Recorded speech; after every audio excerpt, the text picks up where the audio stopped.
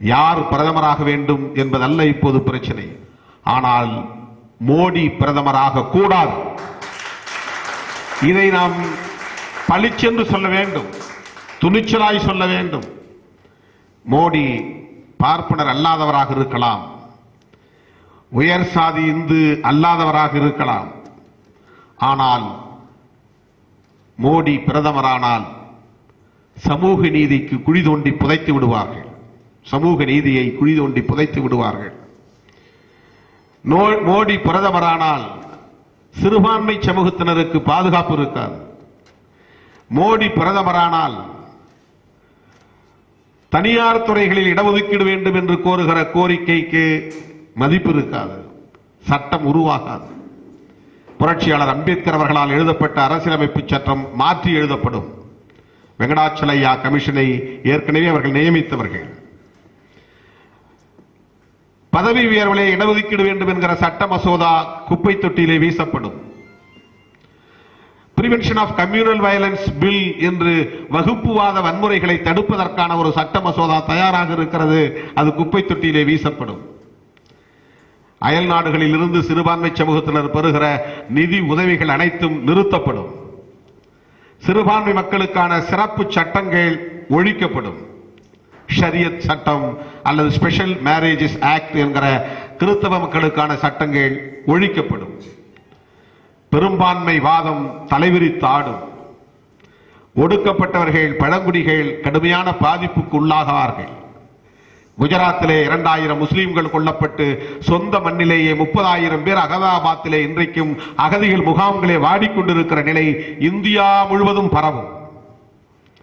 முசாஃபர் நகரிலே நடத்தப்பட்ட கலவரத்திற்கு இங்கே சொன்னதைப் போல மோடியின் நண்பன் அமித்ஷா தான் காரணம். அது பதிவாகி இருக்கிறது. முஸ்லிம் மக்களுக்கு எதிரான வெறுப்பை விதைத்து தம் சாதி இந்து வாக்கு வங்கி திரட்டுவது அவர்களின் பார்முலாவாக இருக்கிறது. தலித் மக்களுக்கு எதிரான வெறுப்பை விதைத்து இங்கே சாதி வெறியர்கள் வாக்கு வங்கியை திரட்டுவதற்கான பார்முலாவை கையில் எடுத்திருக்கிறார்கள். இந்த ஆபத்து இந்திய தேசத்தை நெருங்கிக் கொண்டிருக்கிறது. தோழர்களே, நான் துணிந்து சொல்லுகிறேன், நாம் அனைவரும் சேர்ந்து சொல்ல வேண்டிய ஒரு முழக்கம் இந்தியாவின் பிரதமராக மோடி வரவே கூடாது என்கிற முழக்கம்.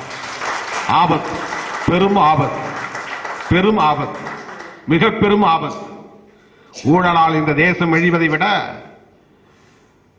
மதவாதத்தால், சாதியவாதத்தால் இந்த தேசம் அழிந்து கொண்டிருக்கிறது. அது மிக மிக பெரிய ஆபத்தானது. அதனால்தான் காதலுக்கு எதிர்ப்பு, கலப்பு திருமணத்திற்கு எதிர்ப்பு. அதனால்தான் இதை வெளிப்படையாக பேசுகிற துணிச்சல், காதலித்தால் கையை வெட்டுவேன் என்று சொல்லுகிற துணிச்சல். அதனால்தான் இந்த வெறுப்பு பிரச்சாரம் துணிந்து செய்யப்படுகிறது. மிஷன் 72 என்று ஒரு பிரச்சாரம் வட இந்திய தொலைக்காட்சி ஊடகங்களிலே செய்கிறார்கள். மிஷன் 72 என்றால் பிற்படுத்தப்பட்டவர்களுக்கும் தாழ்த்தப்பட்டவர்களுக்குமான இடஒதுக்கீடு என்பது 27.5. மொத்தத்திலே அவர்கள் 28% இருக்கிறார்கள். ஆக OBC and schedule cost, schedule try, இந்த 3 பிரிவினரும் 28%, மிச்சம் உள்ளவர்கள் 72%. இந்த 72% ஒருங்கிணைப்பதுதான் எங்கள் பிரச்சார இயக்கத்தின் நோக்கம் என்று மிஷன் 72 என்று வெளிப்படையாக இன்றைக்கு தொலைக்காட்சி ஊடகங்களிலே பிரச்சாரம் செய்ய தொடங்கிவிட்டார்கள். இங்கே இருக்கிற தமிழ்நாட்டு நரேந்திர மோடி 81 என்று மிஷன் 81 என்று தொடங்கி இருக்கிறார். 19% தான் தாழ்த்தப்பட்ட பழங்குடியினர், மிச்சம் இருக்கிற 81% நாம் ஒன்று சேர வேண்டும் என்று இதை போல ஒரு வெளிப்படையான வெறுப்பு பிரச்சாரம் தமிழகத்தில் இதுவரை நிகழ்ந்ததே இல்லை. தந்தை பெரியார் பிறந்த மண்ணிலே திராவிட இயக்கங்கள் வேரூன்றி வளர்ந்து நிற்கிற இந்த மண்ணில், பக்குவப்பட்டிருக்கிற மண்ணில் இவ்வளவு வெளிப்படையான ஒரு வெறுப்பு பிரச்சாரத்தை கையில் எடுத்திருக்கிறார்கள் என்றால் எவ்வளவு பெரிய ஆபத்து தமிழகத்தை சூழ்ந்திருக்கிறது, இந்தியாவை சூழ்ந்திருக்கிறது என்பதை நாம் எண்ணி பார்க்க வேண்டும்.